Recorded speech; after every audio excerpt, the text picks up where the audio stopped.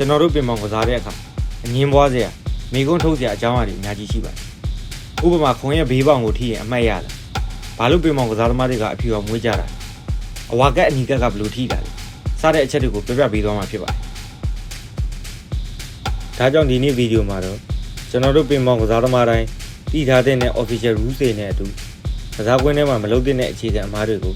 တေချာရှင်းပြပေးမှာဖြစ်ပါတယ်။ပြင်မောင်ကိုအခုမှဆက်ဆော့မဲ့ player တွေအတွက်ကိုကိုယ့်ရဲ့ skill ကိုနောက်တစ်ဆင့်မြင့်ကျင်တဲ့ player တွေအတွက်ကိုဒီဗီဒီယိုကအသုံးဝင်ပါပါ။ဒါကြောင့်ဗီဒီယိုလေးကိုအဆုံးထိကြည့်ဖို့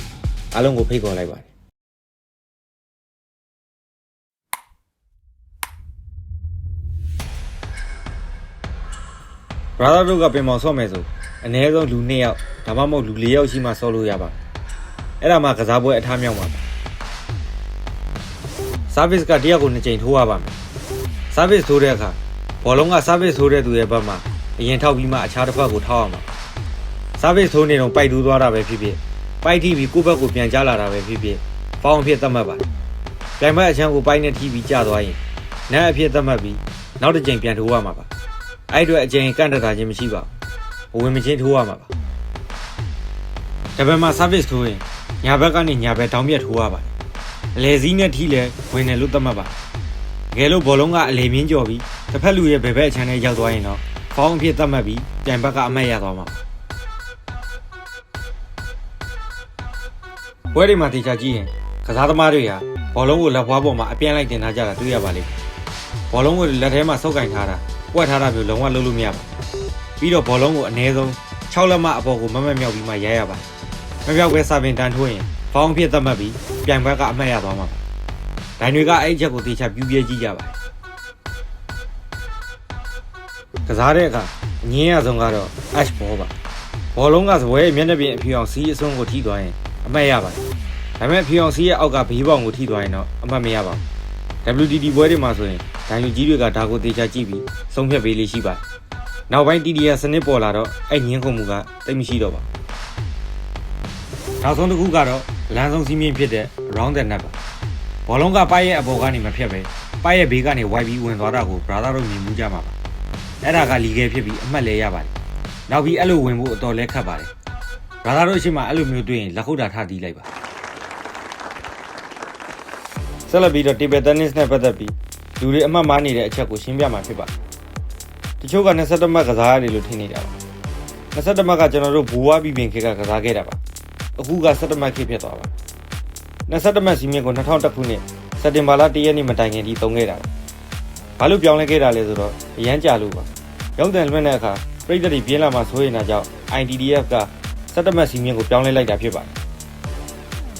နောက်ပြီးကြိုက်တဲ့အရာဝစ်ပြီးကစားလို့ရတယ်ထင်နေတာပါအပျော်တန်းမှာတော့ shot သိပ်မရှိပေမဲ့ပြိုင်ပွဲဝင်ပြိုင်တဲ့အခါမှာအင်ကြီးအဖြူအောင်ဝစ်ပြီးကစားလို့မရပါဘူး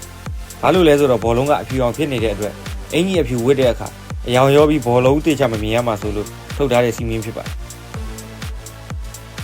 ခုံနေထိရင်ဖောင်းပြတဲ့ဆိုတဲ့ဟာလေကြားဘူးပါတယ်အမှန်ကဘတ်တက်မကိုင်တဲ့လက်နဲ့ခုံကိုထိရင်ဖောင်းပြတာပ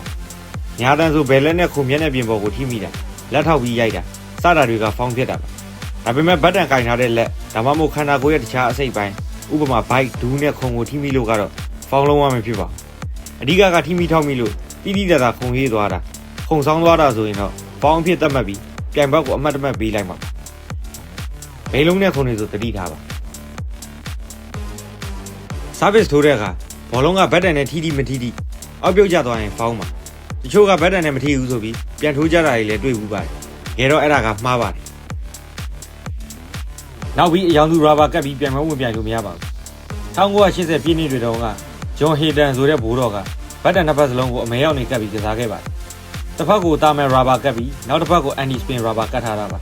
ါသူကကစားနေရင်ဘတ်တန်ကိုခဏခဏလှည့်ရိုက်တာကြောင့်ပြိုင်ဘက်တွေကဘောကြောင်ကိုပြီးသူ့ကိုတော်တော်များများရှုံးကြပါတယ်အဲ့နောက်ပိုင်းမှာ ITDF ကဒါဟာတရားမမျှတဘူးဆိုပြီးအယောင်ခွဲဖို့စီကံထုတ်လိုက်တာဖြစ်ပါတယ်အဲ့ဘိုးတော်ရဲ့ကျေးဇူးကြောင့်ကျွန်တော်တို့အထာချခြင်းလို့အမဲနဲ့ချက်ကတ်တဲ့သူတွေတိုင်ပတ်သွားပါတယ်ဘာမှလုံးလို့မရတော့ဘူးကွာဘာမှလုံးလို့မရတော့ဘူးဗီဒီယိုလေးရှေ့မဆက်ခင်ကျွန်တော်ရဲ့ channel လေးကို like and subscribe နှိပ်ဖို့မမေ့ပါနဲ့နော်ဆက်လက်ပြောပြချင်တာကတော့အဝါကတ်တွေအနီကတ်တွေအကြောင်းပါအဝါကတ်ကတော့ဝန်နေပေးတာပါအချိန်ဆွဲတာဘောလုံးကိုလွတ်ပစ်တာစောင့်ကြီးအောင်ကြီးလောက်တာစတာတွေကိုအများဆုံးပြပါတယ်အဲ့ဒါတွေကိုပဲဇက်တိုက်ကျူးလို့နေမယ်ဆိုရင် အဝါကက်အနီကက်တွဲပြီးပြပါတယ်ရလက်အနေနဲ့ပြိုင်ဘက်ကိုသတ်မှတ်ပေးလိုက်ရမှာဖြစ်ပါတယ်အဲ့ဒါမှထပ်ပြီးကျူးလို့နေသေးရင်ဒုတိယမြောက်အဝါကက်အနီကက်ပြမှာပါဒီတစ်ခါမှာတော့ရလက်အနေနဲ့ပြိုင်ဘက်ကိုနှမှတ်ပေးလိုက်ရမှာ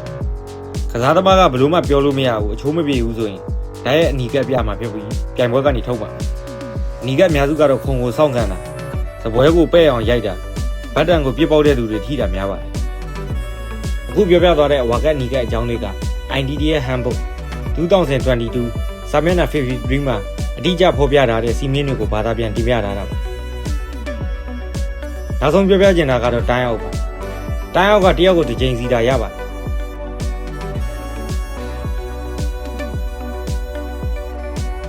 အခုကျွန်တော်ပြောပြသွားတာတွေကတော့စာရဲဘော်ကစီမင်းတွေပဲဖြစ်ပါတယ်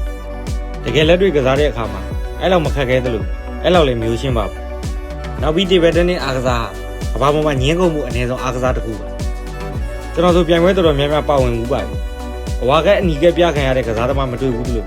ကစားသမားချင်းချင်းစကားများရင်ဖြစ်နေတာလည်းမတွေ့ဘူးပါဘူးအားလုံးကပွဲပြီးရနဲ့ဆက်ဆွဲနှုတ်ဆက်ပြီးအင်ကိုပျော်ပျော်ရွှင်ရွှင်ပြန်သွားတဲ့လူတွေကြီးပါဒီဗီဒီယိုကနေ brother တို့အတွက်ဘူးတူတာတစ်ခုရသွားမယ်လို့မျှော်လင့်ပါတယ်အခုပြောပြသွားတဲ့အကြောင်းအရာတွေထဲမှာနားမလဲတာမရှင်းတာလိုအပ်ချက်များရှိခဲ့ရင်အောက်က comment box မှာဆွေးနွေးထောက်ပြလို့ရပါတယ်နောက်တင်မဲ့ဗီဒီယိုတွေမှာလည်းဒီတဲ့ပိုကောင်းအောင်တင်ဆက်သွားမှာဖြစ်တဲ့အတွက် channel လေးကို like and subscribe လုပ်ဖို့ဖိတ်ခေါ်ပါတယ်အားလုံးပဲ God bless you ပါ